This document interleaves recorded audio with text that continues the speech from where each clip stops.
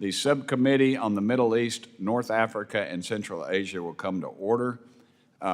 Obviously, I'm not Joe Wilson. He had a health issue. He's back with us. I saw him at prayer group this morning, and it's probably out of order, but if it'd be all right if I could just offer a prayer for Joe and his continued healing. We'd bow our heads. Dear Lord, we thank you for this committee. I thank you for my co-chair, Representative Phillips, and I thank you for our brother Joe, and we ask you, Lord, for his continued healing. In Christ's name I pray, amen. All right. The purpose of this hearing is to examine the unprecedented development of open, direct conflict between Iran and Israel and other regional changes as we approach the first anniversary of Hamas's October 7th brutal attack on Israel. I now recognize myself for an opening statement, but I would like to remind my friends in the audience that disruption of the committee proceedings is against the law. Holding up signs or making verbal outbursts during the proceedings is disruptive, and it will not be tolerated. Any disruptions will result in a suspension of the proceedings until the Capitol Police can restore order. All righty, and now here's my opening statement. Again, I'm not as polished as Joe is, but I'll limp through it. First, I want to wish, as I stated earlier, speedy recovery to our dear friend, Chairman Joe Wilson. And we all know he had a health episode last week. I think we say health episode because we don't want to discuss what it was, but by saying that, everybody says, what the heck happened to Joe? And then we talk more about it. But I saw him this morning. He is on the mend. We all wish him well and hope that he can be back here soon, since he is a leader on many important issues, including the need to deter Iran and its proxies in the Middle East. I want to thank our witnesses for being here today as we examine the Middle East 1 year after Hamas's devastating October 7th attack and assess the damage and instability caused by Iran and its terrorist proxies. On October 7th, Iran-backed Hamas terrorists murdered 1,200 innocent people and took 250 hostages, including American citizens. We cannot discuss the Middle East today without acknowledging this unprovoked evil massacre by Hamas. We need to remember the absolute cruelty which Hamas terrorists crossed the border into Israel, attacked innocent families, sexually assaulted people, burned them alive, and took young children hostage. Acknowledging this kind of evil is key to understanding why Israel had to undertake an operation in Gaza to rescue the hostage and eliminate the threat posed by Hamas. For decades, Iran has been arming and enabling terrorist proxies throughout the Middle East. It has provided them with the weapons, training, and financing to attack the United States, Israel, and our partners. Since October 7th, we have seen these proxies unleashed. Hezbollah is launching nearly daily attacks on Israel. The Houthis are regularly launching missiles and drone attacks on international shipping in the Red Sea and even at Israel. Iran-backed militias in Iraq and Syria have launched over 170 attacks on American service members who are stationed in the Middle East to ensure the defeat of ISIS. And for the first time, Iran launched a direct massive missile and drone attack on Israel and is threatening to attack Israel again. Iran is not deterred. Hezbollah is not deterred. The Houthis are not deterred. Hamas is not deterred. The militias in Iraq and Syria are not deterred. The Biden-Harris administration has not punished any of these terrorists for their violence. The administration's policy to attempt a de-escalation puts America on the defensive. We are focused on blocking and tackling when we should be on the offensive, squeezing our adversaries where it hurts. The result is weakness and vulnerability for the United States and our allies. We urgently need to change course. Just last week, after waiting 5 months, the president finally took a necessary step toward implementing the 21st Century Peace Through Strength Act, that Congress enacted in April. This law contains a wide range of sanctions sanctions authorities to counter international financing of Hamas, to counter Iran's missile and drone program, to counter China's purchase of Iranian oil, and to hold the Iranian regime accountable for its brutal human rights abuses against its own people. The administration needs to comply with the law and fully implement these sanctions. Today, our witnesses will provide us with stark assessments of the entire Iran threat, including the nuclear program, missiles and drones, terrorism, human rights abuses, and assassination plots. Our witnesses will also tell us how we should change the administration's ineffective strategy to actually deal with these threats. Strongly worded statements are not cutting it. They're still lobbing drones, missiles, and rockets at our friends. We need a new plan, and we need it now. I now turn to the ranking member, my dear friend, Dean Phillips, for his opening statement. I never thought I would get to say Chairman Burchett. Thank you. Yeah, well, it probably won't ever happen again, I can tell you that. And I wanted to say something. I'm not cutting on your time, but I guess I am. But as chairman, hey, I hold the gavel. I can do that. Apparently, I had the wrong meeting room, so I went down and greeted the witnesses in another thing, and I'm sure they're all sitting there going, "Hey, you're not my chairman. Tim Burchett just came by and said he was my chairman." So anyway, and I didn't get to say hey to y'all. So hey, so here I am. Anyway, Dean, sorry, brother. Thank you, Mr. Chairman. I'll ask for another minute at the end of my remarks. You got it. Greetings, especially to our witnesses, to my colleagues, to the wonderful staff that populate both sides of this committee aisle, and to those of you in attendance, staff members and people passionate about peace who might see this issue slightly differently, but I know that ultimately we are all aligned. And I also want to wish Joe Wilson, my friend, my colleague, a remarkable man, a speedy recovery. I can assure you that even after a health episode, the man can run circles around most of us, and we are thinking of him. As we approach the horrid anniversary of October 7th, the massacre in Israel, in which Hamas murdered 1,200 people, including young teenagers at a music festival, took 250 hostages, 101, we believe, still remain in Gaza today, and that includes American citizens. And I would ask that all of us be considerate of the fact that American citizens are being held by this terror organization in the tunnels of Gaza. It feels like the ground has shifted under our very feet, and the realities with which we're grappling with a year ago have morphed and expanded as the region now sits at the precipice. Well before October 7th, Iran has threatened U.S. national security interests and regional stability, in fact, since 1979. It has continued to advance its nuclear program, despite a June censure from the IAEA Board of Governors, and Secretary Blinken has also stated that Iran's nuclear breakout time is between 1 and 2 weeks. I'll say that again, between 1 and 2 weeks. And while the election of President Pezeshkian provides an interesting opportunity to explore a diplomatic path forward with Iran, they are a nuclear threshold state, and allowing that is unacceptable. Iran has also increased cooperation with Russia on issues ranging from avoiding economic sanctions, obstructing accountability at the United Nations, and advancing military technology and weapons. Just last week, Secretary Blinken confirmed that Iran has indeed transferred ballistic missiles to Russia for use in its illegal and unjust war in Ukraine. This is an axis of evil. The burgeoning relationship is deeply concerning, and I look forward to hearing from our witnesses about how the administration and Congress can best work together in a bipartisan fashion to ensure that our approach to Iran is coordinated to advance our strategic goals. The threat of Iran's so-called shadow war has come out into the open since its unprecedented direct attack on Israel on April 14th of this year, even as it continues to establish and enable proxies to attack U.S. personnel and Israel by air, land, and sea. Over the past year, we've witnessed the Houthis, the Iranian-backed terrorist organization in Yemen, attack military and commercial vessels in the Red Sea almost 200 times, threatening international trade and freedom of navigation. Hezbollah, too, has chosen to join the fray with an estimated 120 to 200,000 missiles and rockets in its arsenal to attack Israel and Israeli civilians.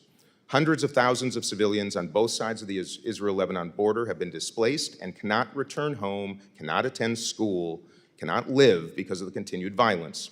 The United States is working diligently to de-escalate tension, reinforce Lebanon's sovereignty, and maintain strong support for the LAF, the Lebanese Armed Forces, which are a critical component to full implementation of UN Security Council Resolution 1701. As these fronts continue to develop, another is emerging. Militants in the West Bank are linking up with Iran for weapons and funding in ways that we have not seen before. This is worrisome and threatens stability and security in the entire region. But these militants are not the only threats to stability and security. Leaders within the current Israeli coalition are withholding tax dollars due to the Palestinian Authority, delegitimizing its leadership, and emboldening extremist Israeli settlers attacking Palestinian civilians. Equally unacceptable. I'm pleased that the Biden administration issued an executive order which authorizes sanctions against any foreign person responsible for actions that threaten the peace, security, or stability in the West Bank. And it is my hope and expectation that current sanctions are only the beginning of more serious measures to be taken against any of those who seek to escalate fear and violence against human beings in the area.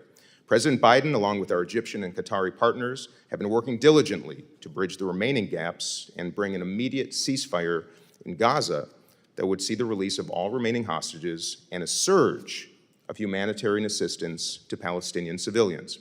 The third stage of the proposed plan is to begin major Gaza reconstruction. President Biden has rightfully stated that Hamas cannot and will not be able to govern Gaza following a ceasefire. But that creates more questions. What would a governing authority look like? Who would be responsible for security? The answers to those questions require leaders across the region, including Israel, in particular Prime Minister Netanyahu, to set aside personal gain and act in the best interest of Israelis, Palestinians, and human beings around the world. Put plainly, without a ceasefire, without tangible steps towards a two-state solution, Israel loses and Iran wins. Today I've laid out the serious threat that Iran and its proxies pose to the United States and Israel. But I also believe that the best way to counter Iran's malign behavior to fundamentally undermine its destructive mission is for Israel to deepen its cooperation with like-minded countries in the region, to normalize with Saudi Arabia, and to live side by side in peace and security with its Palestinian brothers and sisters. When I started my remarks, I said the Middle East was on the precipice, but the precipice of what? The Biden administration has successfully avoided a regional escalation since Hamas's attack on October 7th, but time is running out. The region could easily devolve into chaos with Israel and the U.S. facing down adversaries on multiple fronts, or its leaders could choose a different path, a path that would leave Israel and the wider region in peace, in security, and stability. I hope and I indeed pray for the sake of Israel and for the region and for Palestinians that we choose partnership, that we choose hope, and that we choose peace. Lastly, I want to note that we have uncovered Iran's intention and success in manipulating and influencing our elections. It is appalling, it's reprehensible, and we must, and I know we will, work in a bipartisan fashion to counter these threats to democracy both here and around the world. With that, I yield back the balance of my time that I no longer have. Thank you to Ranking Member Phillips, my co-chair, I guess. It'll be all right. Oh, you just gave me a promotion. Yeah, I did. I don't care. You don't get any more pay. We're also pleased to have our distinguished witnesses with us today, the Honorable Elliot Abrams. Thank you, brother. Former Deputy Assistant to the President, National Security Advisor. We also have Miss Kirsten Fontenrose. Did I get that right, ma'am? All right. You know, you got a doppelganger back in Knoxville, Tennessee. There's a lady I know. I went to school with her, and if you ever get in trouble, you say, oh, it wasn't me. It was Tim Burchett's friend back in Knoxville, Tennessee that did it. And you look very much like her. And I looked up and I thought, dadgum, what's she doing here? But obviously it's not her. And then you are the former Senior Director for the Gulf at the National Security Council. Did I get that right? All right. And now I'm going to massacre this poor lady's name. We welcome Miss Carrie Filipetti. I get it? Wow. Well, I'm Burchett. Nobody's ever gotten it right. So This should be easy. Yeah. This should be easy. You know, she's, wait, hang on. Let Jesse rob this train. Hang on. Executive Director of the Vandenberg Coalition. Finally, we have Mr. Jonathan Lord. I got that one right. Good job. All right. Thanks, brother. Give me some. Senior Fellow and Director for Middle East Security with the Center for a New American Security. I want to thank you all for being here today. Your full statements will be made part of the record, and I'll ask you to keep your spoken remarks to 5 minutes, which my friend Dean Phillips did not follow, obviously, in order to allow time for members' questions. And I now recognize the Honorable Elliot Abrams for his opening statement. Thank you, brother, for being here. Thank you, Mr. Chairman. Thanks for the invitation to testify today. The United States, Israel, and our allies face an increasingly complex terror network that allows Iran and its proxies to share expertise, coordinate activities, and collaborate on joint attacks. It has rightly been called Iran's proliferation of chaos. Iran's ability to disrupt peace and to help the countries most hostile to the U.S.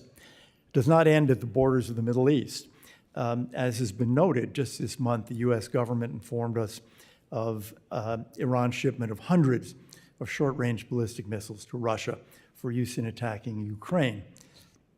Those shipments are most significant for the Ukrainians. They will kill, but they should be a clear message to us about the nature of the Iranian regime.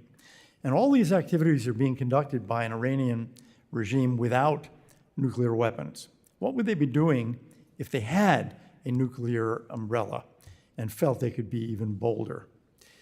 But the Iranian nuclear program continues to expand and quickly. Mr. Chairman, like you, I do not believe the U.S. and our allies have responded adequately to Iran's actions. Consider the Houthis. The Houthis' impact on international trade and commerce. The Houthi attacks have reduced ships going through, cargo going through the Suez Canal by about 75 or 80%. A recent article by former Royal Navy Commander Tom Sharp was entitled, "The Houthis Have Defeated the U.S. Navy." The Houthis have defeated the U.S. Navy. They have not been deterred, as also has been noted, by the defensive actions the U.S. and allies have taken, which have failed. And the Houthis, now emboldened, have ramped up their attacks.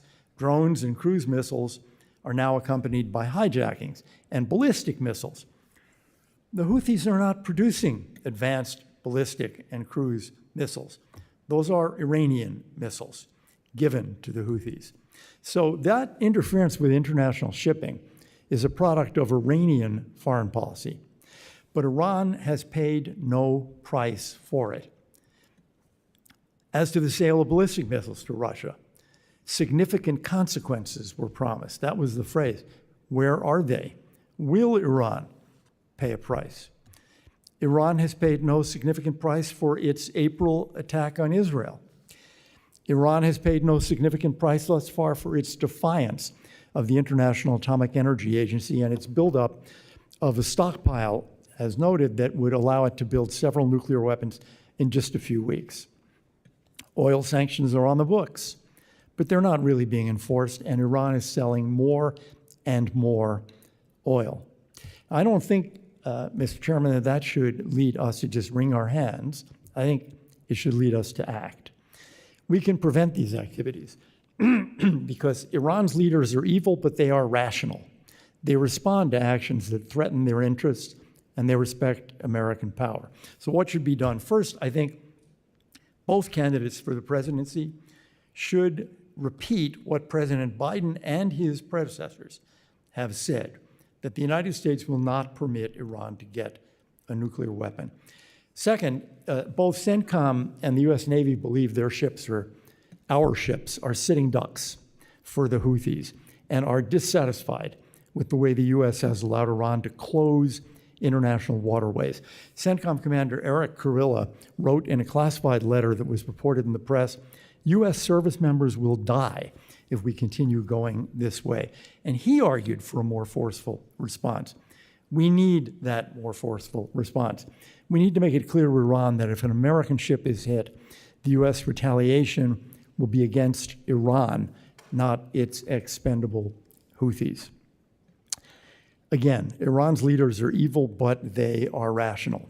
I would like to close with one point. It's important to remember that Iranians have not chosen that regime, the regime that rules them. The Iranian people loathe that regime, and they repeatedly risk their lives to rise up against it. The ultimate solution to the problem of Iran is democracy. When the Iranian people are free to govern themselves, Iran will have a different government and a different foreign policy. So we should do all we reasonably can to help them bring that day nearer. Thank you for the opportunity to testify before the subcommittee. Supposed to be pushing that dadgum button. What am I paying you for? Thank you, Mr. Abrams. I now recognize Ms. Kirsten Fontenrose for her opening statement. Chairman Burchett, Ranking Member Phillips, and esteemed members of the committee, thank you for the opportunity to speak with you about the accelerating threat to long-term U.S. interests posed by Iran and its armed underlings. For over a decade, CENTCOM has consistently described Iran as the primary destabilizing force in the Middle East.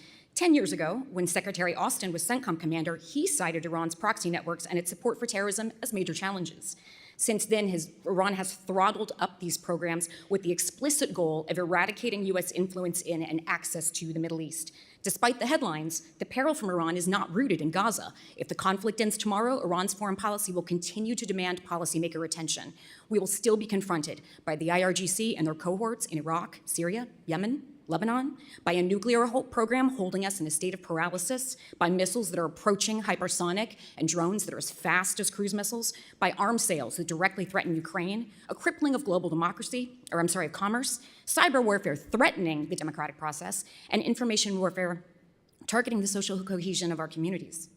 The only domain in which we are not in a low-simmer war with Iran right now is space, and that is likely temporary. Iran launched 4 satellites this year. Cozy relations with China and Russia could bring access to troubling space tools. Because of growth in their missile and drone programs, accelerated by the lapse of UN sanctions and provisions in UNSCR 2231 in 2020 and 2023, Iran is now able to deliver lethal effects to every country in the Middle East. They've ramped up their capabilities in terms of small arms, long-range missiles, attack drones. Next year, we'll unleash their nuclear program and its collaborative work with our adversaries if we do not trigger snapback. Should Iran cross the threshold of nuclear weaponization, the risk of deadly escalation in any exchange of missile fire between Iran and Israel will spike because of payload uncertainty. Barring intelligence to the contrary, any nuclear-capable missile fired from Iran would be assumed to carry a nuclear payload. To use an old-school Cold War term, the scenario is mutually assured destruction. In my written testimony, I offer thoughts on potential actions to address these accelerating risks, so let me briefly touch on 2. First, Congress can direct to draft an effort to draft a unified long-term strategy that will guide interagency planning beyond a single administration and inspire partners to get on board. In the absence of a strategy in the Gulf, of a strategy that will endure, let's say, for more than 3 years, partners like the UAE and Saudi Arabia, and perhaps soon Bahrain, are backed into positions of vulnerability, walking back policies that economically and informationally isolated Iran and its vassals in the region. Ask CENTCOM how much harder the lack of such a strategy has made their work on integrated air and missile defense. The region and Europe are clamoring for this. The US cannot operate around the world without building coalitions, and we can't build coalitions without a plan. Coalition members could be incentivized by including countries in programs just out of the gate, like the Comprehensive Security Integration and Prosperity Agreement with Bahrain, and the mill-to-mill and intel sharing benefits proposed in the Link and AI Accords Acts. Second, protecting freedom of navigation and global shipping lanes is a primary US national security objective as stated in our National Security Strategy and National Defense Strategy. It is quite literally the reason we have a Navy. And yet we are not authorizing our Navy to do it. The Houthis in Yemen are intransigent in political negotiations. They have learned from Iran that keeping the US in political talks, on the one hand, allows you to conduct acts of terrorism with full impunity on the other. To quote a senior Yemeni official in a conversation I had yesterday, there is an entire generation being mobilized and trained for holy wars. All 6 types of anti-ship ballistic missiles and 4 of the 6 types of cruise missiles used by the Houthis in attacking ships in the Red Sea are provided by Iran or fitted with Iranian guidance kits. What will DOD and Congress tell the American people when an Arleigh Burke-class destroyer with over 300 sailors on board bursts into flames hit by one of their missiles? Because we only allow DOD to catch fly balls and not to go to bat. In support of UNSCR 2624, which labels the Houthis as terrorists and reinforces the arms embargo, and acknowledging the defense of people and interests permitted by Article 51 of the UN Charter, it's time to mobilize partners to do more to interdict weapons, support local forces in Yemen to do more to challenge the Houthi position that enables their strikes, and here's where tables get flipped, pass an AUMF for limited scope, geographically and time-bound operations that defang the Iranian proxy most directly threatening US interests. What is at risk if we do not professionalize our approach to the regime in Iran? It is access to energy that will drive our economy for at least several decades, access to resources and alliances while we compete for economic and perhaps military primacy against multiple bully states increasingly aligned in the singular goal to unseat us, and access to shape the widening worldviews of countries that were so closed for so long. Thank you. Thank you, ma'am. I think you did that all without taking a breath. Pretty High school dadgum debater, good. sir. Say that again. High school debate. High school debate. Oh, okay. Right on. I now recognize Ms. Carrie Filipetti for her opening statement. Ma'am. Chairman Burchett, Ranking Member Phillips, distinguished members of this committee, I want to begin first by joining you in wishing for the continued recovery of Chairman Wilson, whose leadership of this committee has been instrumental in protecting American interests. It's my honor to testify today on the threat Iran poses to United States interests. While both the chairman and the ranking member have mentioned a key anniversary, that is the one-year anniversary of the Iranian-backed October 7th terrorist attack in Israel, there are two other anniversaries that should frame our discussion today. The first is the 2-year anniversary of the Iranian regime's murder of 22-year-old Mahsa Amini, as well as the 30-year anniversary of the Iranian-backed terrorist attack on a Jewish community center in Argentina that killed 85 people. Collectively, these three anniversaries demonstrate the reach of the Iranian threat, that of the regime itself against its own people, that of its proxies in the Middle East, and that of its proxies around the world. While my co-panelists have thus far done an exceptional job highlighting the regime's threat in the Middle East, I want to focus a little bit on a threat closer to home, that is, in Latin America and the Caribbean. Here, Iran is attempting to exploit both their growing presence in the region as well as an unprecedented border crisis to pose a direct threat to American security. The Iranian regime has long recognized the importance of gaining a foothold in our hemisphere from which to counter American influence and threaten American lives. Over the years, Iran has used this influence to radicalize populations, fund terrorist activities, and transfer weapons into the hands of authoritarian regimes or terrorist leaders. Iran pursues radicalization using a network of so-called cultural centers, embassies, and propaganda outlets. One key example is Al-Mustafa University, an Iranian-backed export agency for Islamist propaganda that is now in over 50 countries and which was sanctioned in 2020 for its active role in recruiting for the Iranian Revolutionary Guard Corps. Outside of these formal programs, Iranian terrorists disguised as diplomats are deployed around the region to recruit for terrorist activities, including Mohsen Rabbani, the supposed Iranian cultural attaché to Argentina, who recruited for Hezbollah's 1994 Jewish community center attack I mentioned before. Finally, Iran uses Hispan TV, its regime-run Spanish-language media arm, to spread anti-American propaganda across the 17 countries in which it now operates. Iran also seeks to undermine the United States through weapons transfers with authoritarian regimes. Regular flights between Tehran and Caracas have been suspected of carrying either terrorists or arms shipments between the two nations. For example, earlier this year, the United States completed the forfeiture of a plane formerly owned by US-sanctioned Mahan Air and piloted by an ex-commander of the IRGC. There's public speculation that the plane may have been bringing weapons to conducting terror attacks in the region on the anniversary of that Jewish community center bombing. As the Department of Justice noted in a recent House Homeland Security Committee hearing, it's clear the Iranians are determined to carry out attacks in the United States, and it is further clear that Iran sees Latin America and the Caribbean as key in that effort. Fortunately, Congress has recognized this threat. It is thanks to Congress that Iran's threat in the Western Hemisphere specifically was made public through the passage of the Countering Iran in the Western Hemisphere Act of 2012. It is thanks to Congress in imposing comprehensive sanctions in 2012 that Iran was forced to the negotiating table around its nuclear program. And it is thanks to Congress that we have new authorities in countering Iran's malign influence around the world through this year's passage of the Massa Act, the Fight Crime Act, and the SHIP Act. But as important as Congress has been in countering Iran in the past, it will be equally significant going forward. So rather than just admire the problem, as my co-panelists have done as well, I'm going to offer a few recommendations. First, as Mr. Abrams noted, we must respond when American citizens or our allies are attacked. American assets have been targeted over 175 times since October 7th, 2023, which doesn't even include the 43 American citizens who were slaughtered by Hamas on that day alone. By contrast, we have only responded 11 times, despite historical evidence laid out in my written testimony that strength is the best deterrent against Iranian aggression. Second, we must encourage our European partners to trigger UN Resolution 2231 snapback provisions before their expiration in October of next year, or risk losing key capabilities in the fight against Iranian terrorism and nuclear weapons development. Third, we must demand executive branch compliance with existing Iran-related legislation. And fourth, we should make sure that we combine this maximum pressure campaign with maximum support for the Iranian people. More recommendations are laid out in my written testimony. I'm deeply grateful for the bipartisan commitment to protecting American lives from the Iranian threat shown by this Congress. Thank you for the opportunity to share both the severity of the threat and some proposed solutions. I look forward to your questions. Thank you, ma'am. Mr. Lord, you're recognized.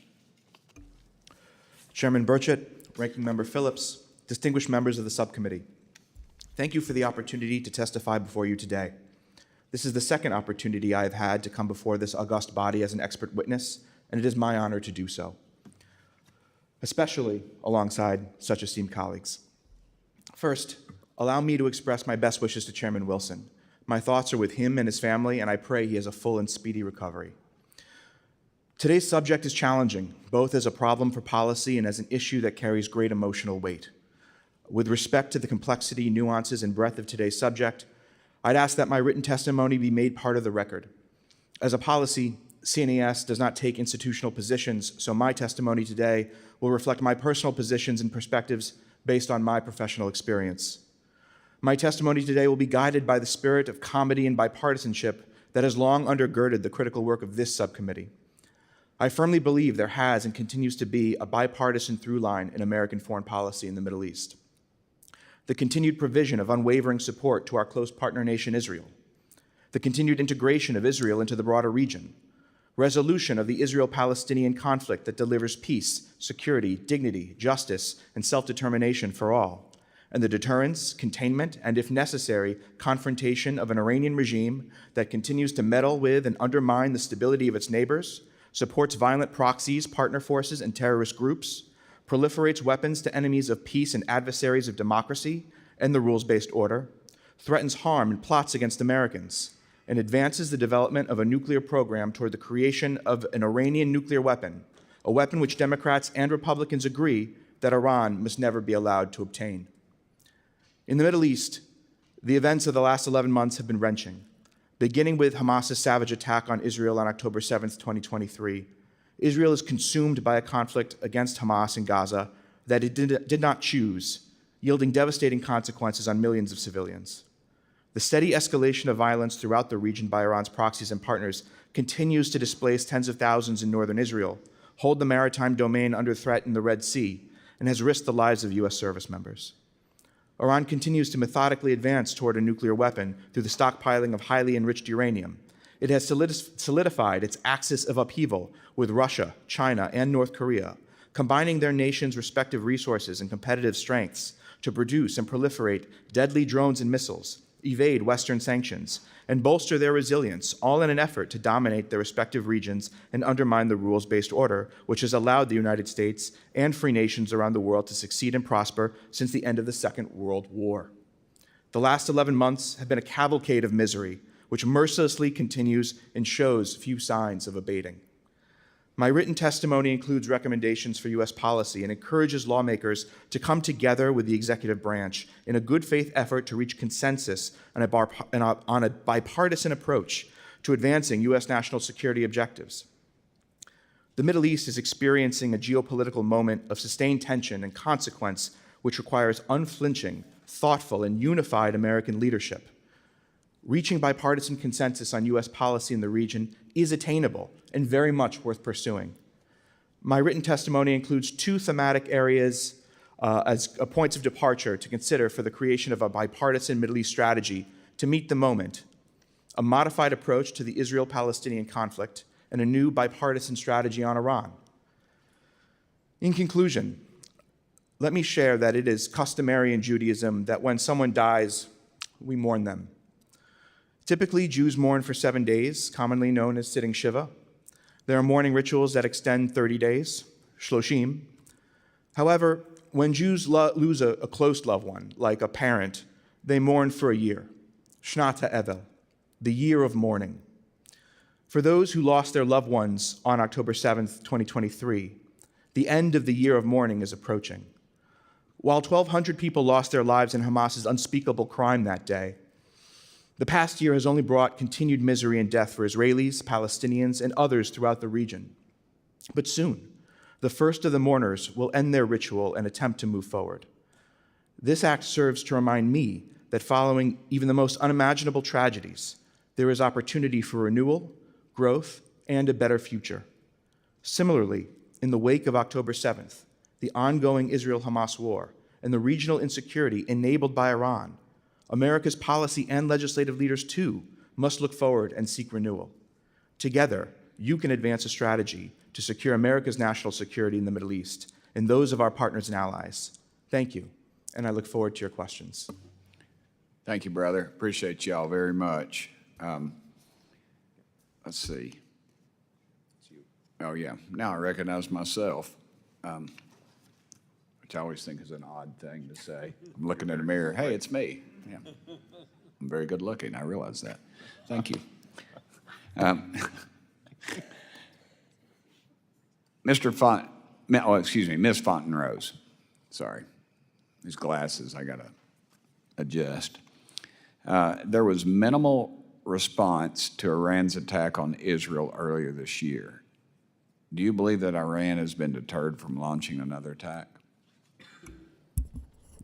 Mr. Chairman, I absolutely do not. I think that first attack was a test of Israel's air defenses and a test of the network that the U.S. has put in place to help defend Israel and other partners in the region. I think we're definitely looking at a round two of some sort once Iran reassesses, checks the reliability of its weapon stockpiles, since many of them failed during that attack, and they may choose to operate in another way. We could see attacks elsewhere globally. It may not be the same kind of attack, but this is not over.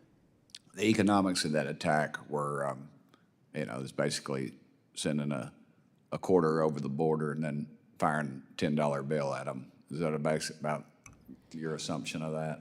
The proportion is probably even worse, to be honest. Probably worse. Yeah, that's what I thought. Is there a direct correlation, ma'am, between the attacks on Israel and the Biden-Harris administration's lack of oil sanctions enforcement on Iran? It is understood that the funds that Iran receives from oil transactions are fungible and are often redirected to the IRGC, which does put these funds into attack operations and into funding proxies and arming them with additional weapons.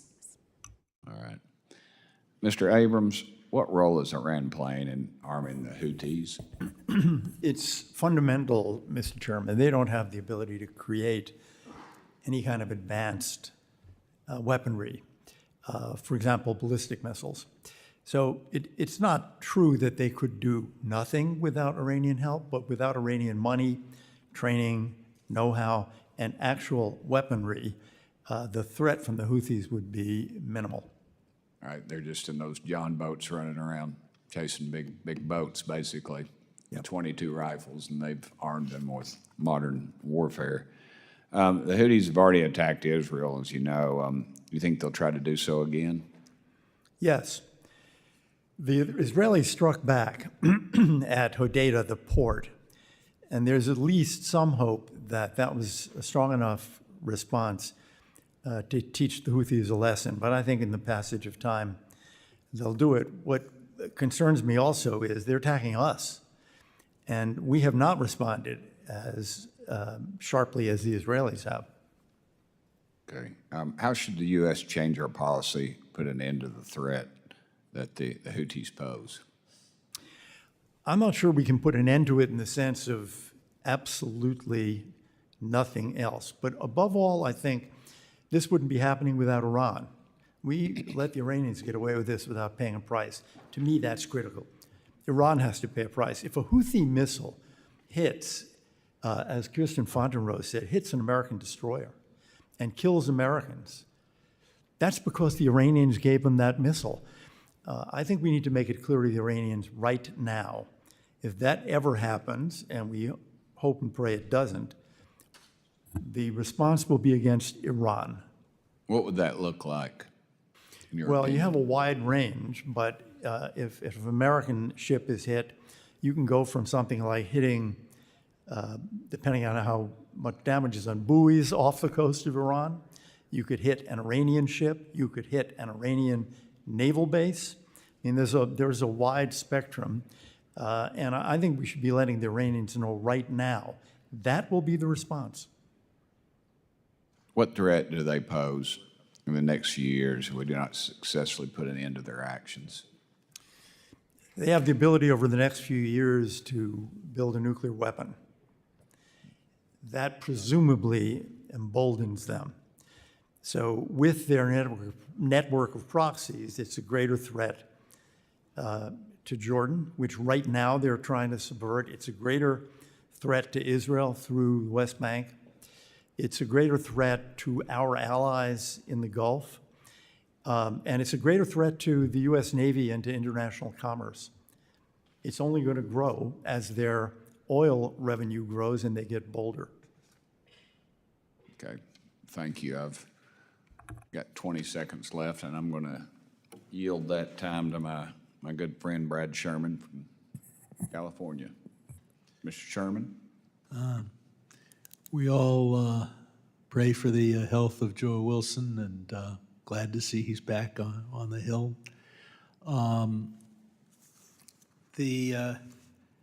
We've heard it declared for 5 or 10 years, pounding the table. America says Iran will not be allowed to have nuclear weapons. Been around here almost as long as Mr. Abrams. And remember that over 100 times, America said with great determination, North Korea will not be allowed to have nuclear weapons. Solemn statements, even by a powerful country, are basically meaningless. With regard to oil sanctions, that means higher prices for Americans, something that I think we should be willing to deal with because our security comes first. But it works only if countries around the world will acquiesce. We don't import any Iranian oil. Can we tell China and India not to import any oil?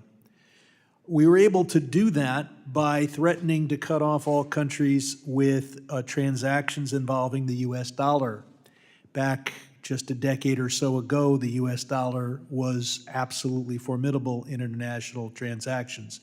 Today, the crypto bros declare they are trying to destroy that power of America.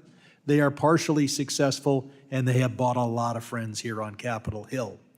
We renounced the JCPOA in a way that undermines our ability to convince other countries not to buy Iranian oil, even if we pressure them.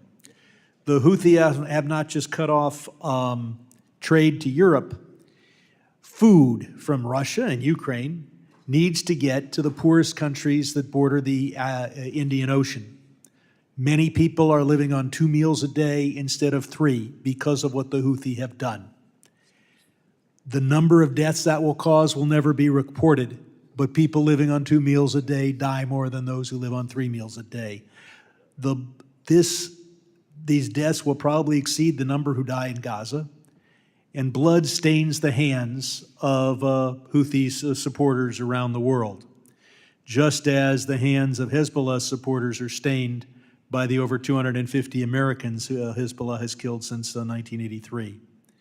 Some have asserted Biden has not punished Hamas and Hezbollah.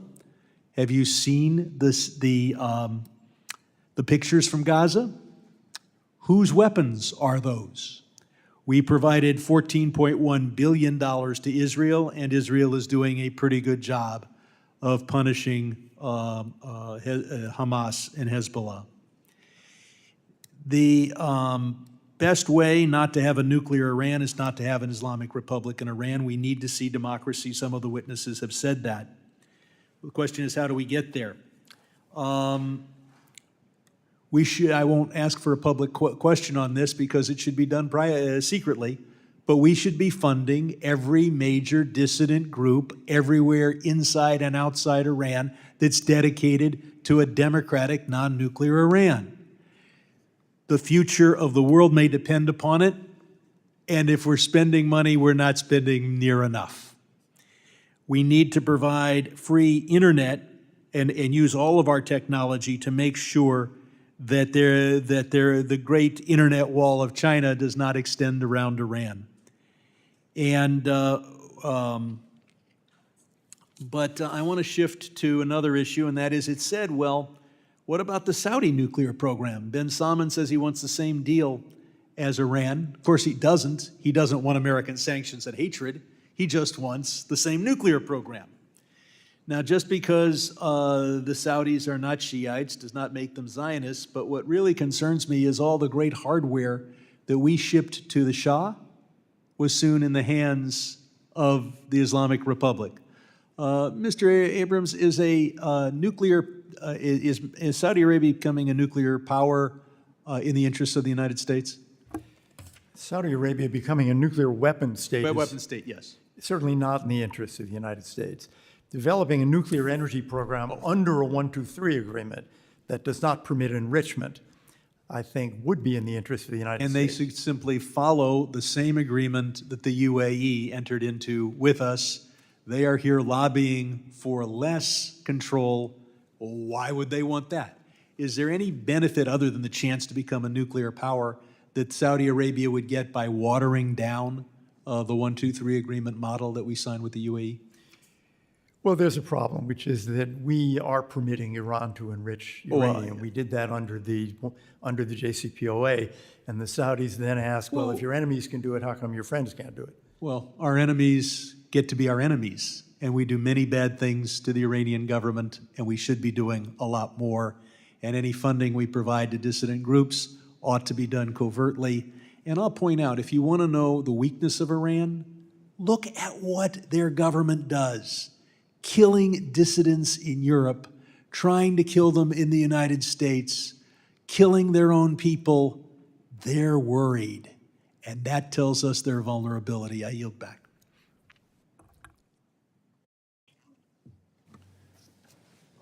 Thank you, Mr. Sherman. I now recognize Jim Baird, of Indiana. Thank you, Mr. Chairman, and thank our witnesses for being here. You know, my first question deals with the Washington Post reported that Iran is pursuing partnerships with 2 Chinese satellite companies, and Iran has previously sought such support from Russian entities. So how would this help Iran expand its capability for remote surveillance, potentially including high-resolution images of military targets? And I'm going to start with Ms. Filipetti. Thank you, Congressman. So this is part of how Iran is able to project power internationally through its not only nuclear weapons program, which we've been discussing already, but also through its coordination with other powers like Russia and China.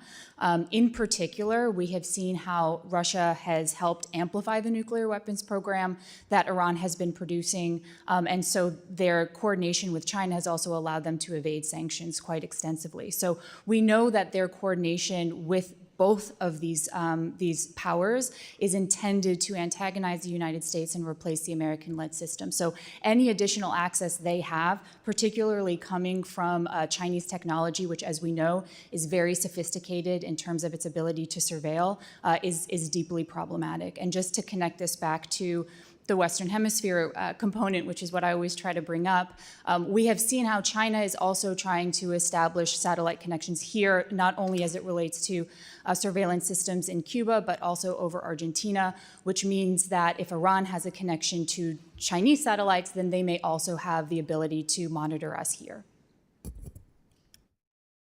Ms. Fontenrose. I would agree with everything that Ms. Filipetti just said. I would add that one option we also have not considered is that Iran has a lot of commercial availability as well. There are plenty of companies around the world that sell to the Chinese and Russian government and also produce for other markets that are very capable with fairly good, at least low Earth orbit imagery. And surveillance is probably the least of our worries. Once Iran is able to surveil, the next step, if they're actually partnering with Russia and China on a space program, is weaponizing in space. Mr. Abrams, do you want to add anything to that? No, thank you. Thank you. Mr. Lord, you want to add anything? I think it's all been quite well covered, but I do think the overriding point I think you'll hear is that to think about Iran in isolation, or even the elements of Iran's malign activities at this point, isn't just going to cut it. Iran's capabilities are made worse and more powerful by its cooperation with Russia, with China, with North Korea, as are its proxies and partners. And from here on out, when we think about Iran's strategy, it implicates our China strategy, it implicates our Russia strategy. These things can't be thought about in isolation anymore. And I hope, as much of a fan as I was of our current national defense strategy, which really racked and stacked these adversaries in a sort of a priority order, I would expect and hope that our next national defense strategy starts to think about them as a combined power and what this axis of upheaval is capable of, and ways that we might work together with our own partners, animating our own partnerships and alliances to really confront create dilemmas and challenge the capabilities of these forces combined. Thank you. Thank you. My next question goes back to you, Ms. Fontenrose. You know, how can we more effectively block the CCP's illicit transfer of dual-use technology to Iran and its proxies? Congressman, that is the question of the year, because we are certainly trying. But many of these components, again, are commercially available. A lot of them are very small and difficult to detect. They are also shipped in small pieces. A lot of it is blueprints, and much of it is transfer of knowledge. So it's in the presence of advisors, for instance, instead of in actual pieces. So we have to hit rat lines. We have to hit free trade zones and look into cargo containers. There's so many things that go into trying to block that transfer. And really what we should be looking at also is financial transactions and just the relationship, the trust, because the less trust they have with each other, the less they will share. So there's also an information operations piece here.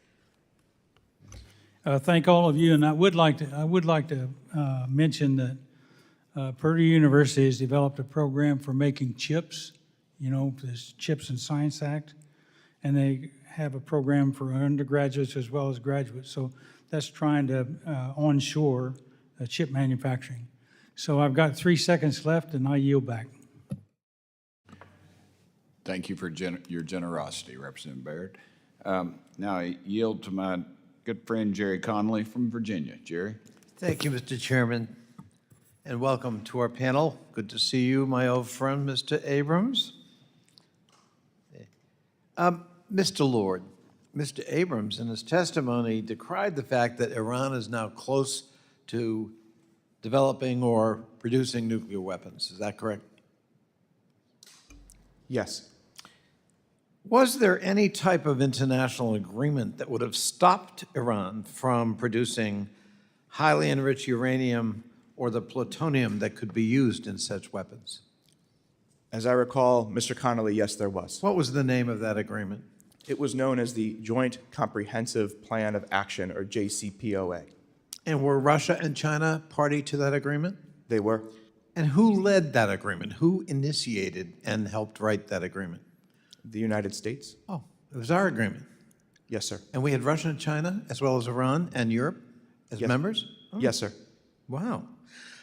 As part of that deal, were there steps taken to ensure that Fordo, Natanz, and Iraq facilities pursued only low-level enriched uranium for civilian work, medical work, and industrial research? Yes, sir. And did that agreement require Iran, in fact, to ship out of country excess enriched uranium to a third party? Yes, sir. In fact, it did. And did that agreement require Iran to close down a plutonium production reactor? Yes. Did that agreement limit the number of centrifuges and the kinds of centrifuges that otherwise might be used to produce a nuclear weapon? Did that require Iran to agree to stipulation limiting those centrifuges? Mr. Connolly, yes, it did require them to agree. And did the IAE certify 8 times that, in fact, Iran was in compliance?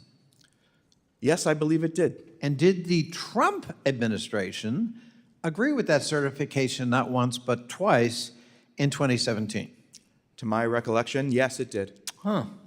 So when we decry the fact that Iran is now days away, if it wants, to actually produce a nuclear weapon, it is instructive, is it not, to reflect on the fact that we actually had an agreement that was certified, working. And oh, by the way, I should ask one more question. Because again, Mr. Abrams complained that Iran is now defying IAEA inspections. Were there IAEA inspections when the JCPOA was in force? Yes, sir, there were. And they were unannounced? Correct. Uh-huh. So if we were to renounce that agreement unilaterally, it's a little much to expect IAEA inspections in Iran if the agreement is no longer in force. Wouldn't that be a fair statement? at least those that were a part of the JCPOA. It's kind of in the category of it can't have it both ways. You can't complain that Iran's close to a nuclear weapons capacity, which I decry, and that's why I supported the JCPOA, because it was the only instrument at hand that actually would push back the nuclear weapons development program in Iran. Would you agree with that statement? Yes, at the time, I think it was the most effective tool. And again, we had IAEA inspections. I know that for a fact because I actually went to Vienna and got briefed on a bipartisan basis by some of the inspectors and their reports. And, you know, I think you have to admit, you tell me if you disagree, the JCPOA, in fact, was working. In fact, against predictions, Iran was complying. Is that a fair statement? Yes, it is, sir. And what happened to the JCPOA that was working? And they were in compliance with virtually every metric we set forward in the treaty, in the agreement. What happened to the JCPOA? Well, the United States withdrew from the deal, sir. Who did that? That was a decision made by President Trump. President Trump. And now we are where we are. Is that correct? We are, in fact, where we are. Well, forgive an editorial opinion, but for those who wanted to cry Iran's proximity to nuclear weapons development, they have only one person to blame, and that's Donald Trump. I yield back. Thank you, sir. I now recognize Rich McCormick from Georgia. Rich? Thank you, Mr. Chair. Thank you, Jerry. Thank you to the witnesses for being here today.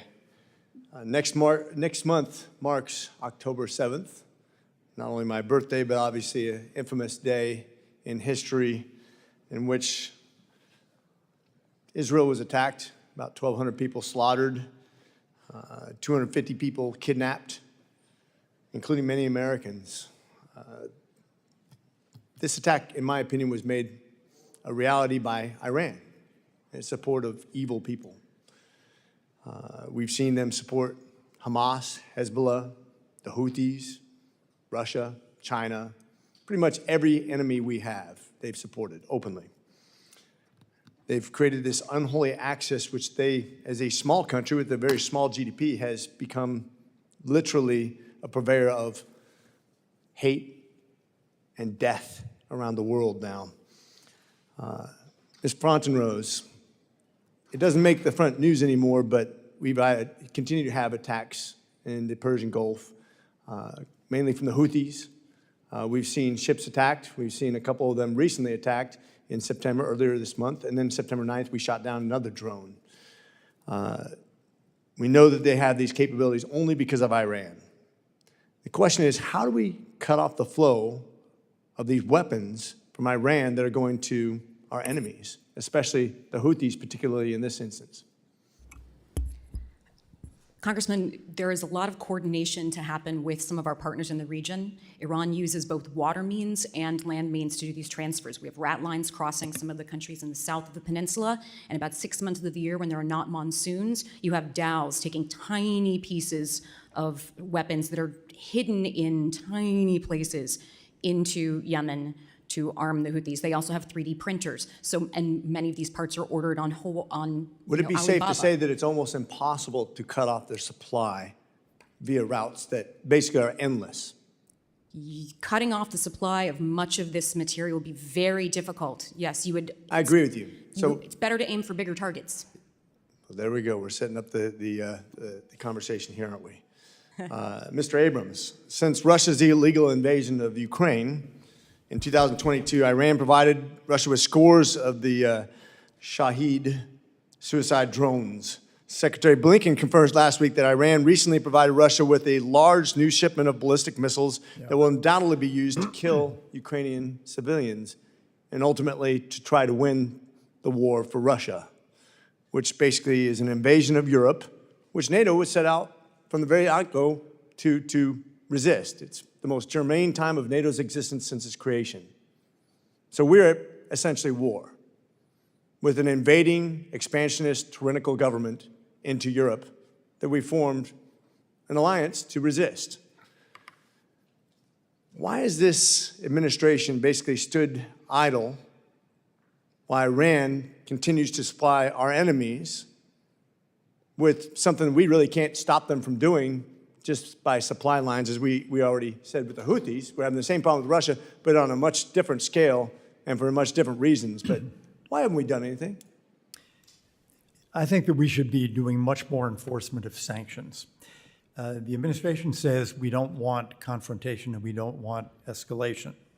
I would actually rather that Iran didn't want escalation or confrontation. Bingo. Out of fear of us. So you served in Reagan's administration, did you not? Yes. I'm jealous, by the way. Reagan, I mean, come on. This guy is the guy for me. What do you think Reagan would have done, given his history, with nations who are probably troublesome, but not even as troublesome as Iran? What kind of response do you think he would have given? He would have tried to talk them into, negotiate them into stopping, and if it failed, he would have acted. And He would have acted. In 1988, he did. He Sank half certainly their did. navy. And I remember people going, oh my gosh, it's the beginning of the end. These guys are going to come after us. They hate us. Yes, they do. And Muammar Gaddafi, after losing a son, rolled over on his back, showed his belly and said, I want to be friends. Because we understand that region and they understand strength. If you show weakness, you give them an inch, they take a mile.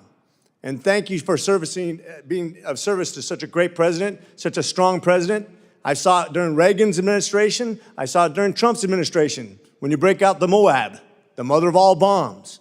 When you hit somebody in the jaw that's a bad person, they roll over and they say, I don't want any more of this. And this is the time to act, in my opinion, before they become a nuclear power. Right. Are we waiting for Iran to become a nuclear power before we do something? And then, of course, we won't, because we'll be scared to. This is the time to act. Weakness has created war. Weakness creates death. Weakness creates a propagation of this hatred and these propped up enemies that we have. And I think we should hit Iran hard. It really disappoints me. The Biden administration has been absolutely inept, weak, and ineffective. With that, I yield. Thank you. Thank you, Mr. McCormick. Ms. Manning, ma'am, you are recognized. Thank you, Mr. Chairman. Thank you for bringing a slice of hee-haw to this hearing. It takes me back to my childhood. So, the threat posed by Iran has been clear for many years, as evident from all of your expert testimony.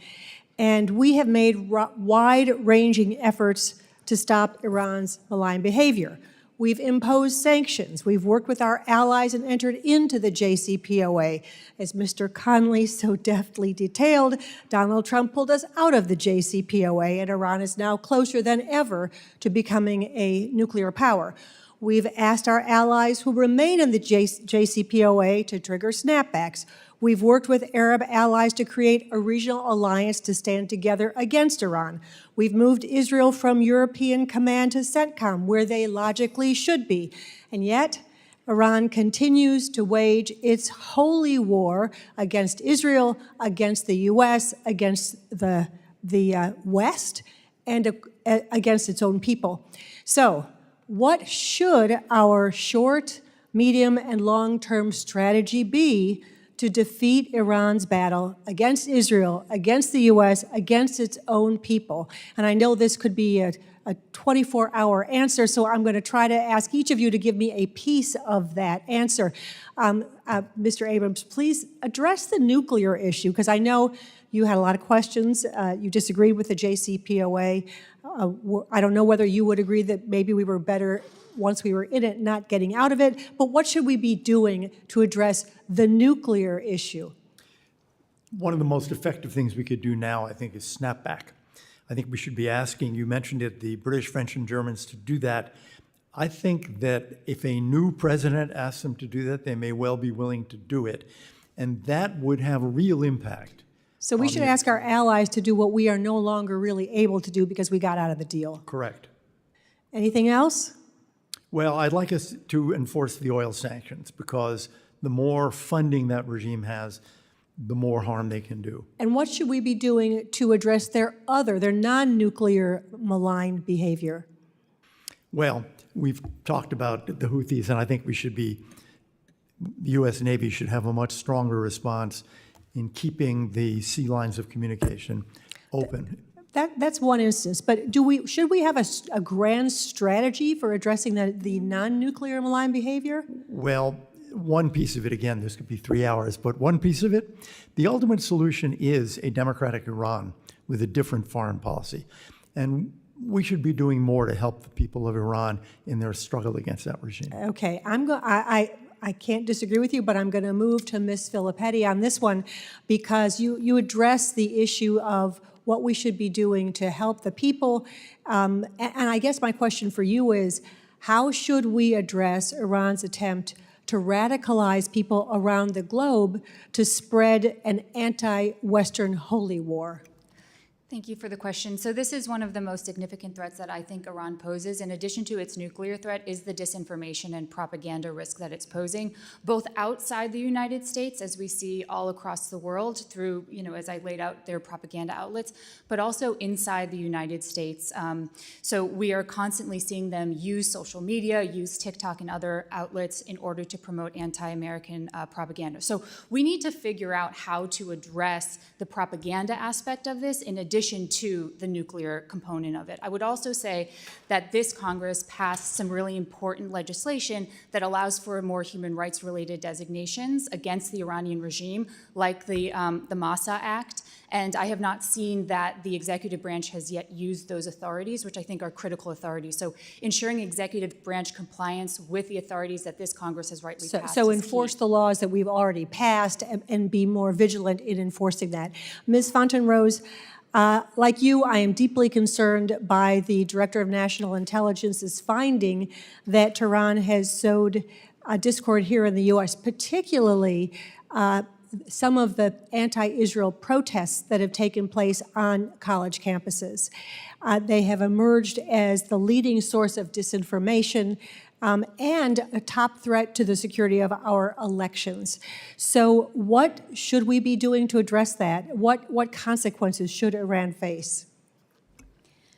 First, we should do something here at home, which is inoculate our own population, make sure they're extremely aware that this is happening. And frankly, this ODNI report is perfect justification for something, as Jonathan mentioned, a bipartisan approach to this kind of conversation. This is something we simply cannot countenance as a country, this kind of meddling. And it's not only Iran, it's other actors as well. So there's really a larger strategy that needs to be looked at here. Okay, thank you. I wish I had 3 more hours to get your answers to these difficult questions, but my time has expired, and so I yield back.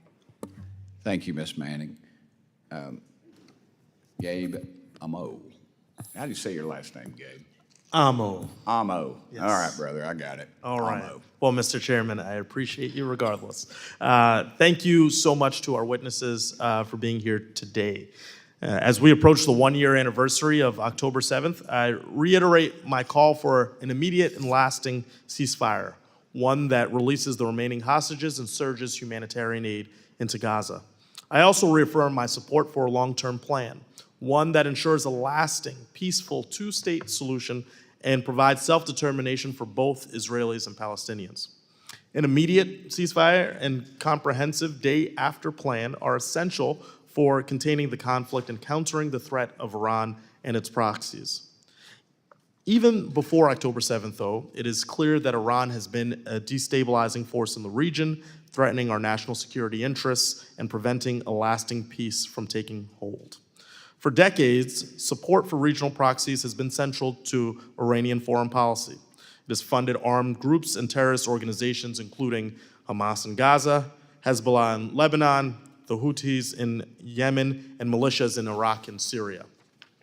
Iran has reveled in chaos as it seeks to expand influence by carrying out attacks on Israel and United States personnel in the region. The United States considers Iran the foremost state sponsor of terrorism for good reason. After October 7th, we've seen increased activity from Iranian proxies in the region. We need to understand the kind of support that Tehran is providing to prevent future attacks. So I'll start with Mr. Lord, but I certainly welcome other feedback on my query here. How is the United States tracking the support Iran is providing their proxies? And let's project a little bit, but what should we be expecting in support, in the support of proxies as we move along and they continue their campaign of chaos? Mr. Amo, thank you for the question. We have a pretty capable means of tracking, and there's a pretty good doctrine and history to follow here, where Iran has sought to move sophisticated weapons to these partners, and then over time actually move the capability to create those sophisticated weapons in those partners' own territories. And we've seen that with Hezbollah, who really is the most developed proxy and partner of Iran, certainly the oldest, where it began as the shipment of weapons and capabilities, and then really began to morph into the shipment of the industrial means to build those capabilities in Lebanon's, in Hezbollah's own home turf. So those are the things that we have seen Israel over time really attempt to target most in their campaign between the wars, their meharechet ben hamilchamot, as they call it, mabam, when we get news reports of something blowing up in Syria or in Lebanon or at IRGC Quds Force individual and some others. They're going after the capability that allows Hezbollah to continue to perpetuate conflict. So we have to think very carefully about how we do that ourselves or how we support that with lethal intelligence with our partners. If in fact we ourselves want to engage in that, and I've heard a lot of tough talk here about what we should be doing on Iran, and I think I've said it last year on a Syria hearing, I will say it again. If you are interested in a war with Iran, if you are interested in getting kinetically involved, congratulations, you serve on the one committee in this House that has jurisdiction over war powers. And so if there is to be an authorization of the use of military force, it's going to get marked up here. So if that is something that you believe the president should be doing, it really starts with you here on this committee. So I've talked enough, but I'll leave it at that. Great, thank you. And I know I've got limited time, but I do briefly want to speak to the concerns that I expressed in April about the growing ties between Iran and Russia and whether they would continue to share advanced technologies. And we've heard from Secretary Blinken in the past week that, and the Department of Defense, the confirmation that Iran is sending ballistic weapons to Russia to support their illegal invasion of Ukraine. Trade is a two-way street, raising some real concerns that Russia is sharing advanced and even possibly nuclear technology or information with Iran. And so, briefly, Mr. Lord, can you share any concerns that you might have about that transfer of nuclear technology or information between Russia and Iran, and what more can we do to counter this growing relationship? We are short on time, so I'll be very quick. The stockpiling of uranium is a problem, but the technological deficit that Iran has to actually weaponize is the X mark beyond building the stockpile. That is a gap that Russia could choose to close instantaneously if they felt they needed to, if they needed more arms and support, if Iran wanted to extract something from them. We need to think exactly about this problem and how we create dilemmas for Russia and Iran. And I'll just point to a piece of legislation that came out of the House. I believe it was written by Mr. Trone, sponsored in a bipartisan way by Mr. Scott. Mr. Schneider, I think, was a co-sponsor of this amendment for the NDAA that would actually make it easier for the administration to take weapons that were captured from Iran on the way to the Houthis and then use presidential drawdown authority to send them to our partners in Ukraine to fire back at Russians. And I think those are the types of things we need to be thinking about that this Congress could be helping to do. Unfortunately, that amendment did not make it past Rules Committee here in the House. It may be under consideration in the Senate version of the NDAA, but I would strongly encourage those types of means as a way to think creatively about how we can impose real dilemmas on this axis. Thank you for your responses, and with that, I yield back. Thank you, sir. Now recognize Kwasi Mfume. Did I get that right? Close? Mr. Chairman, you're in the ballpark. God bless you. You're a great American. Thank you, brother. Appreciate that. Thank you very much. My thanks also to our witnesses today. Mr. Abrams, it's good to see you from way, way, way back and not through the Wayback Machine, but in terms of working together on a lot of these issues. It was instructive to me when the chairman talked about how, in fact, far back we go on this issue as a Congress. And it occurred to me that as a young member of this body in 1987, it was Ronald Reagan that called myself, John Lewis, Nancy Pelosi, Ben Cardin, and a bunch of us who were part of the freshman class to the White House to get to know us and to have some off-the-record talk, but mostly to reach out. He had been under a lot of criticism from some of us during our campaigns, and so we had a chance to talk there. And one of the things that I remember President Reagan specifically taking pride in was his decision to carry out the Carter administration sanctions against Iran rather than after he got the hostages released, as we know, in January of '81, rather than to go in a different way. And I guess he was trying to signal bipartisanship. One of the things I learned is that there have been a lot of lessons to be learned about Iran over the years. And the poignancy of all of this are the lessons that have not been learned. And one of those lessons is that you can only trust Iran so far. That's the bottom line. And so when we look at what occurred during the Reagan administration, or fast forward to the Bush administration, and in 2005, how that administration decided, because Iran did not want to stop its uranium enrichment, to pretty much sever ties and to start putting in sanctions. And through the Obama years with the green hostages and the things that went along with that, one thing that keeps coming back to me is we, in the absence of a consistent, and I do mean very consistent approach to Iran, we're going to hop, skip, and jump from one administration policy to another, which does not give us credibility, in my mind, in the larger international community, because it becomes, well, we'll see what the American policy is with the next president. And the people who are sowing the bad seeds and are creating the unrest have that luxury to sit back and to wait in a very clandestine manner, do what they were continuing to do all along. And then there's another election, and there's another version of U.S. foreign policy. It just does not bring about the kind of change that we want. So I want to ask all of you a question about our allies in the region. I know we're sharing intelligence, but I don't know how that's taking place, and if the intelligence sharing is, in fact, something that can be quantified, where we see real results, because this is about our allies in the region and how Iran continues to sow its terror that affects all of us in the larger international community. So, Mr. Elliott, since I've known you the longest, I'm going to begin with you, and we can go down the line. If you would take a short 30-second period to respond, that would be good to everyone. Thanks, Mr. Mfume. We get a fair amount of intelligence on Iran from Israel, and we get intelligence on Iran also, and knowledge from allies outside, because they have something, many of them we don't. They have embassies in Iran.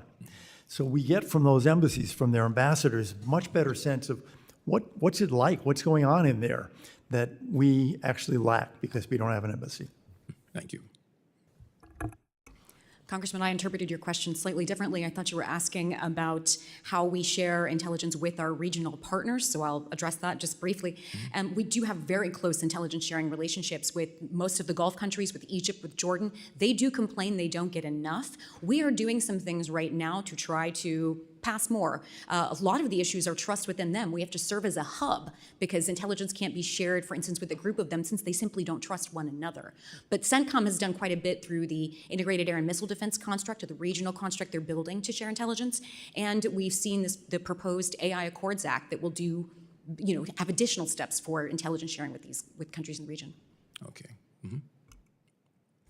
I'm happy to pass to my co-panelist if he has anything to add. Good. You're very kind, Carrie. Thank you. Very little, but just to sort of hop on Kirsten's point, our intelligence sharing with partners has grown tremendously over the past few years. We almost feel a duty to share. The challenge is there is intra-Gulf tension, which reared its head, I think, in 2017, which we saw with the Qatar rift. But some of these partners trust Israel a lot more than they trust their neighbors for a whole host of reasons. And so if we can think about ways that we can build trust and comity between our partners in the Gulf, that can go a long way to supporting a broader intelligence network, as well as our efforts to build the interoperability regional security architecture that we're seeking. Thank you. Let me reclaim my time quickly. The key is trust. So each one of you have spoken, said the same thing. The problem here is that you never know who trusts who and who's doing something that's clandestine that ultimately undermines that trust. I mean, it's a terrible sphere of operation because it's porous. It's got holes in it. And I'm asking this because I'm really concerned about the safety of our troops, of our intelligence people, of our people who are on the ground over there, and ultimately, what I've said before, the security of this nation and the security of our allies. So my time is up. Mr. Chair, I want to yield back. I do want to underscore the consistent refrain that we've got to find a way to have a ceasefire, to bring the hostages home, and to have again, consistent foreign policy. Thank you, Mr. Chair. I yield back, and I appreciate the extra time. No, I appreciate you, and I appreciate your little bit of history lesson in the beginning. You as a freshman, I thought that was pretty cool. I actually visualized that as you were saying that. That was kind of cool. Long time ago. Yes, sir. Well, I guess I was a sophomore in high school, if that makes you feel any better. No, it doesn't. No, I'm sorry, sir, but you've always been extra kind to me, so I appreciate you very much. Thank you. Mr. Snyder, I believe, Brad, you're recognized. Thank you, brother. Thank you, Mr. Chairman, and I want to thank you and the ranking member, but also all the panelists for being here today. This has been very helpful and informative. I want to pick up on what, Mr. Lord, you said in your opening remarks. I appreciated them talking about the Jewish traditions of mourning, and our tradition is really centered around this idea of zachor, memory, and it's through that we keep generation to generation the spirit alive. We are coming on to the one-year anniversary of October 7th. Immediately after that is Yom Kippur, the holiest day in the Jewish year, where we remember all those who came before us that we have lost. But the high holidays, Rosh Hashanah and Yom Kippur, Sukkot, which was connected to the October 7th attacks, is also a time of renewal. And I appreciate your remarks about a vision for peace and security for Israelis, Palestinians, and everyone in the region. I think that's really what we're here talking about at its core. Is there a way, in the way I frame it, of breaking free from the gravity of the history of this region, so much of the history of this region, to create a path to peace, or are we be stuck in a cycle of war? And at the core of that cycle of war is Iran, who with support of Hamas, Hezbollah, the Houthis, I can go down the list. They are the single largest sponsor of terror and the threat to peace, which is why we are here today. And October 7th, a year ago, was not an isolated incident. It was a pinnacle. The timing was also not by accident. Saudi Arabia and Israel were this close to normalizing relations, and who loses from that most? But it would be Iran and their aspirations for chaos within the region. Iran's role can't be overstated. Tehran has long funded, armed, and trained Hamas and the other terrorist organizations, enabling them to launch attacks on civilians and disrupt the hope for peace.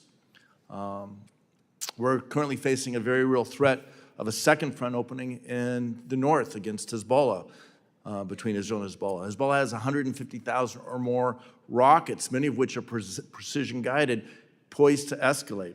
We saw this week Israel, in a clandestine attack, detonate the pagers of Hezbollah. Anyone who had one of these was connected to Hezbollah, was a member of a terrorist organization. Well, not everyone, because the ambassador from Iran to Lebanon also had one of these Hezbollah pagers. Why is Iran communicating in a terrorist communication chain with this? And there's tens of thousands, nearly 100,000 people in Israel on the north evacuated from their communities. I met with many of them yesterday. They can't go home because of the threat from Hezbollah. And until we relocate the Rod 1 fighters away from the border to the north of the Litani River, there's not going to be peace. And we can talk about Iran, and we touched on that, or not Iran, Yemen, and we touched on that.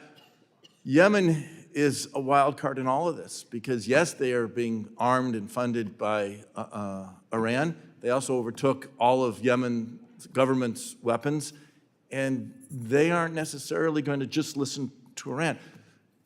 And all of these threats were left with the threat of a nuclear Iran. And I have questions. I'm looking at the time. I want to get to these questions. But we cannot allow Iran to have a nuclear weapon. We've been fighting this or working against this for now more than a generation. And Iran has kept marching forward. Ms. Filipetti, you talked about the anniversaries. It was Iran and Hezbollah who bombed the Marine barracks. It was Iran who bombed the Jewish Community Center in Argentina. I was there for the 30th anniversary. It is Iran that is expanding and building its nuclear stockpiles, but also working to develop all the other aspects to have a nuclear weapon, which threatens the region. And a war with Iran today is nothing compared to what a possible war with Iran would be if they have a nuclear weapon. We cannot allow that to happen. So we have to see a different path forward. And the Abraham Accords are a piece of that. We've talked about that, building on those opportunities. Many of us are part of the Abraham Accords caucus, bicameral, bipartisan. In fact, today we'll have a meeting with the ambassador from Saudi Arabia and a bipartisan group of members from the House to talk about that different vision. My broad question, and everyone's gone long, so I'm going to ask for some indulgence here. I'll start with you, Mr. Abrams. We talk about Iran can't have a nuclear weapon, but for 25 years, we've been trying policies and different tactics. What can we do to make our policies more effective? You touched on some of those earlier. What do we need to do? How can we make Iran understand that the United States are deadly serious, that our allies are deadly serious, and we will take whatever actions necessary? Thank you. First, I think, as I said before, I think both presidential candidates should say this. Absolutely. And particularly, more important, whoever is elected should say it. And I think we should take the military moves that suggest to Iran that we are serious. For example, having the force structure there. Because I think if they think we're really serious, then they may not cross the threshold. Just go down the line. Sanctions only work if they are on the books and if they are enforced, so that's certainly a first start.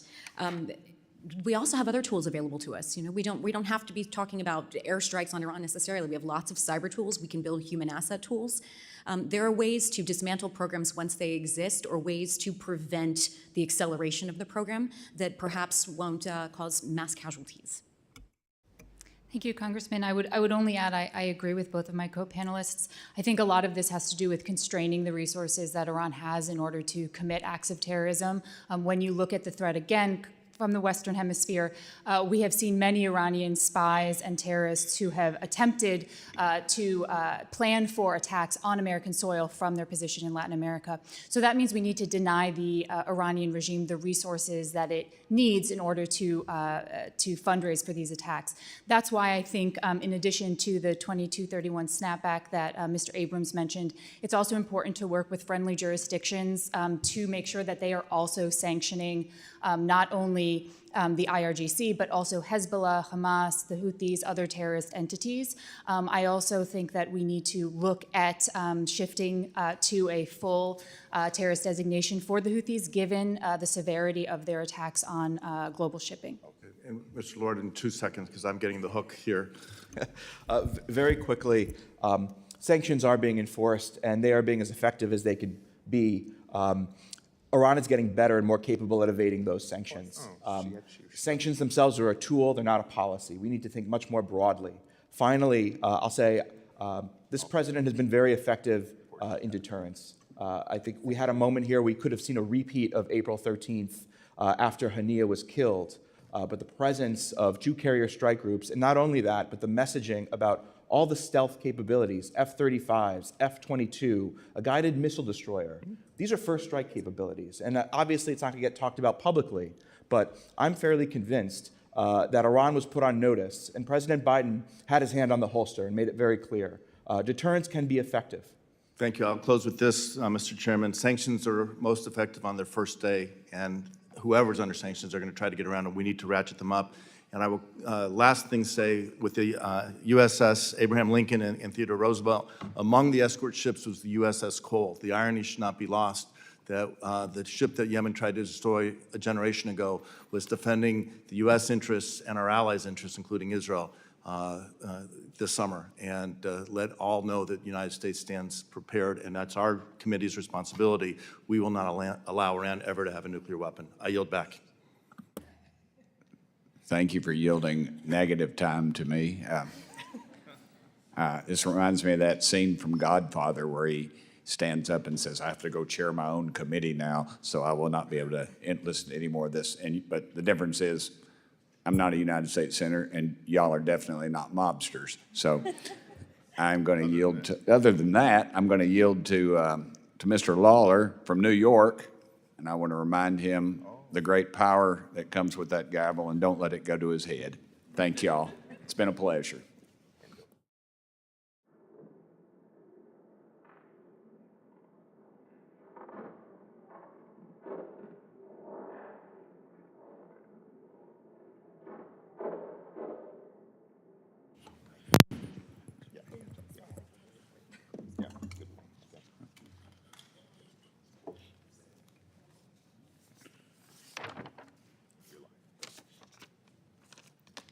Thank you, Mr. Chairman. I now recognize myself for 5 minutes. As we've talked about repeatedly, the main way that Iran is funding their terror proxies has been through the illicit oil trade with China. And over the last 3.5 years under Kamala Harris and Joe Biden, the illicit oil trade has increased by over $100 billion.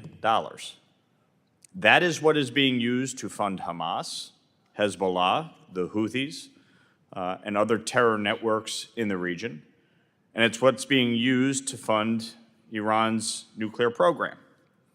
I have fought to get 2 of my bills, the SHIP Act and the Iran-China Energy Sanctions Act, passed through this Congress and signed into law. Both of these bills were included in the supplemental aid package that passed months ago. Regrettably, the administration has failed to act. They have failed to uphold the law. And only a few days ago did the president finally task the Secretary of Treasury and State with these authorities. Secretary Yellen was here before our August recess, and I asked her specifically about the SHIP Act, and you would have thought I was speaking to her in a foreign language. She had no idea what I was talking about.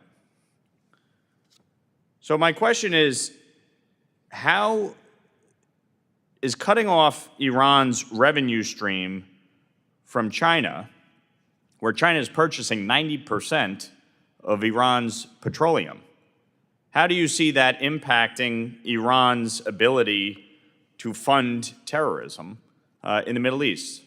Mr. Abrams. It would be very important to do that. At the end of the Trump administration, Iran had reachable foreign currency assets of about $4 billion. And now it's something like 60 billion. I mean, they've made, as you said, over $100 billion.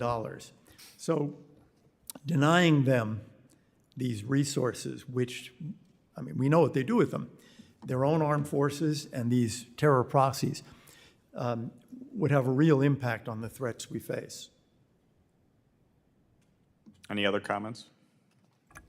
Congressman, I would only add that during the Trump administration, one of the actions that was taken was specifically designating some of these Chinese companies, including Costco, which is a significant Chinese purchaser of Iranian origin crude. Those sort of sanctions were effective in deterring China from continuing to engage, which is how we got to the $4 billion number in foreign currency reserves. So additional sanctions that target those suppliers and those purchasers, I think, would be very beneficial to our counter-Iran policy.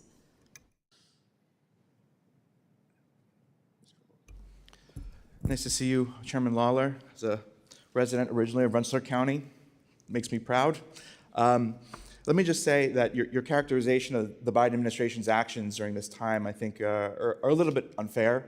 I'm not a surrogate or a representative of the administration, but I think it's important to note that this administration took some very creative and effective action in closing the dollar auctions in Iraq, which were a massive sieve by which Iran and its proxies were able to gain dollars, as well as Syria, as well as other illicit actors.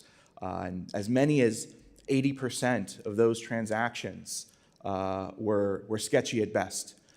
There's a lot of work to be done, but that happened under this administration. I think if you look across the recommendations in our testimonies, there's a lot of shared thinking here. And it's not because I'm a fake Democrat or Carrie or my colleagues are fake Republicans. It's because fundamentally, the Biden administration, the Trump administration, Republicans, Democrats really want the same thing here. The challenge becomes with what you're discussing when it comes to China is this implication of our China policy. When we start sanctioning Chinese entities, we start to implicate the issues and questions around Taiwan, and we get well away from my level of expertise, so I'll leave it there. But I will say that there is a tremendous amount of sanctions busting and evasion, which sanctions is not going to get to because they have de-dollarized these processes. Look, a broken clock is right twice a day, okay? And yes, the administration has taken some actions that have supported the effort to crack down on Iran. But when Joe Biden and Kamala Harris came in, their objective was to renegotiate the Iran nuclear deal. And as part of that, they lifted the secondary sanctions that were implemented under the Trump administration to go after the purchasers of Iranian petroleum, okay? And so by doing that, the illicit oil trade was allowed to resume and thrive. And you have over $100 billion that came in. We've talked in this Congress about the $6 billion in unfrozen funds. That pales in comparison to what was allowed to occur under this illicit oil trade. So the approach to Iran has been wrong. This administration has taken a very wrong tact in trying to go after Iran and its proxy network, which is raining terror across the Middle East, and Hamas, where they get 93% of their budget comes from Iran. So these are fundamental problems that, frankly, this administration has failed miserably to address. And yes, if they take a right step, great, bravo. But they have taken many wrong steps that have created this climate we're dealing with.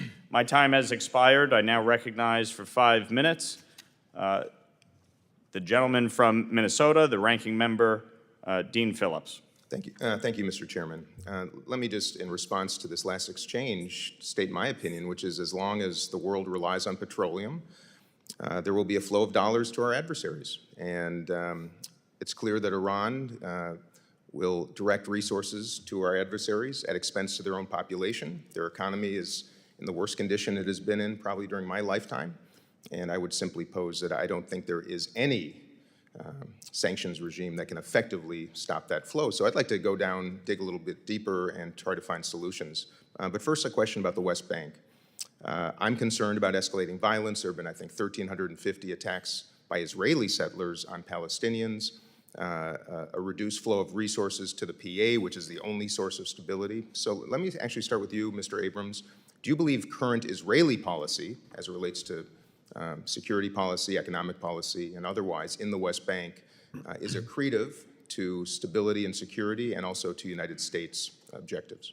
I think there's been a real effort, there is a real effort in the last year or two to introduce money and weapons to Jordan and the West Bank by Iran. Real effort to create violence and subversion in both places. And we've seen a diminution in the ability of the Palestinian Authority security forces to control the West Bank. I think the Israelis are actually reacting to that. Now, settler violence is something else. That's unlawful activity, and it should be prevented, and it should be punished whenever it occurs. But the background here is a big new Iranian effort in Jordan and the West Bank. But anything more, what about current Netanyahu policy towards the PA? Do you think this is helpful or not? I think the Palestinian Authority has, for certainly a decade now, proved itself to be corrupt and incompetent. And I don't think that Netanyahu policy, well, I mean, it does go back more than a decade, Sure. but is the problem here. I think the problem is the PA. Okay. And Mr. Lord, your perspective on my questions about current policy, settler violence, and also strategy towards the PA? Yeah, respectfully, I'll have to disagree a bit with Mr. Abrams on this one. Really, for about the last 20 years, Israel has been operating on a national security paradigm that assesses that this conflict is only manageable and not solvable, coming off of the failures of Camp David in 2000.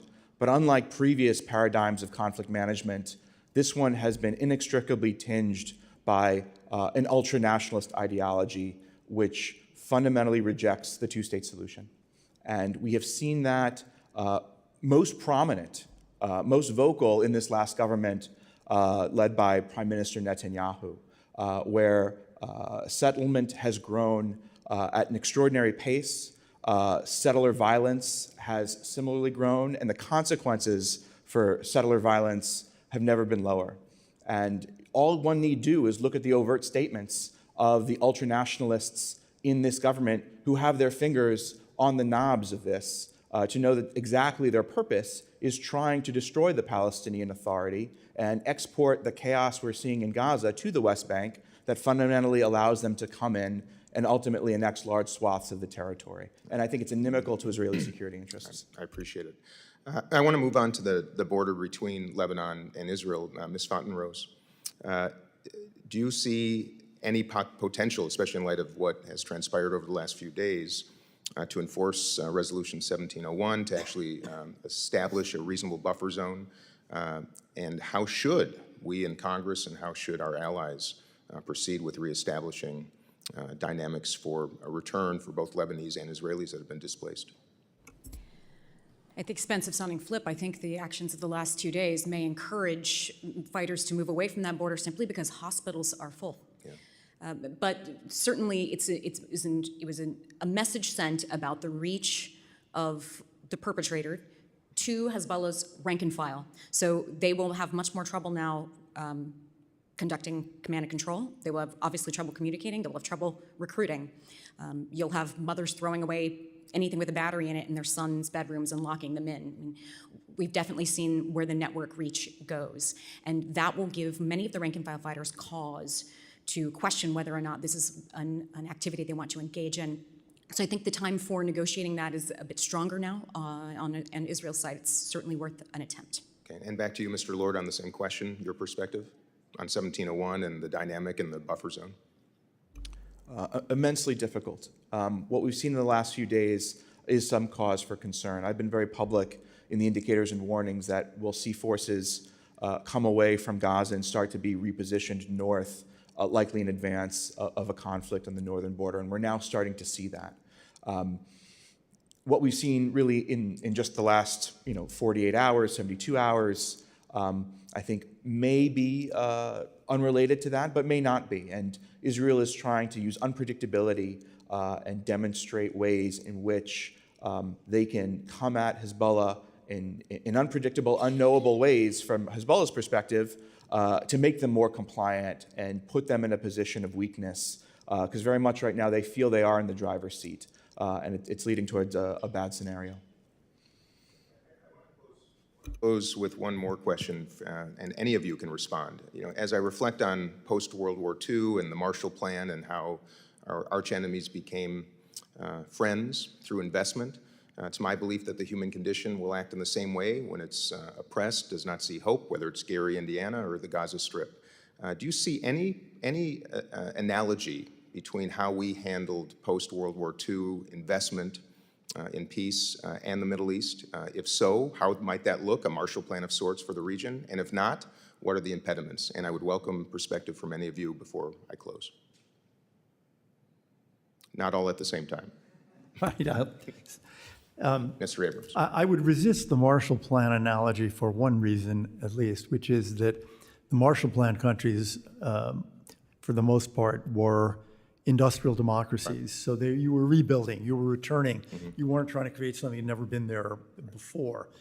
I think everyone wants ultimately to move to the reconstruction of Gaza. The problem there, I think, is the security side of it, without which it won't work. But the difference, I think, in the Middle East is that there are lots of local resources in the Gulf, but not only in the Gulf. I mean, Lebanon apparently has a fair amount of offshore energy wealth, although it's the kind that you might not like. But and so does Israel, obviously, and so does Egypt. So there are local resources that could be applied. Okay. Jonathan, maybe, or Ms. Filipetti, anybody to close? Thank you, sir. Yeah, I think there's real opportunity here, but the challenge is getting to the day in between, let alone the day after. Security is going to be hard, but fundamentally, there needs to be a change of understanding in Israel politically about what comes next. If not immediately a two-state solution, and I have a report coming out on this next month, I'm advocating for a bridging paradigm that enables the reconstitution of Palestinian governance and security institutions in concert, that brings in these partners to rebuild and displace Hamas and terrorist organizations, and creates the ability to come forward incrementally. But everyone ultimately needs their goals to align, and we're missing that right now. I look forward to reading it. Many thanks to each of you, and appreciate your perspectives, and I yield back. Gentleman's time has expired. I want to thank the witnesses for their valuable testimony and the members for their questions. The members of the subcommittee may have some additional questions for the witnesses, and we will ask you to respond to these in writing.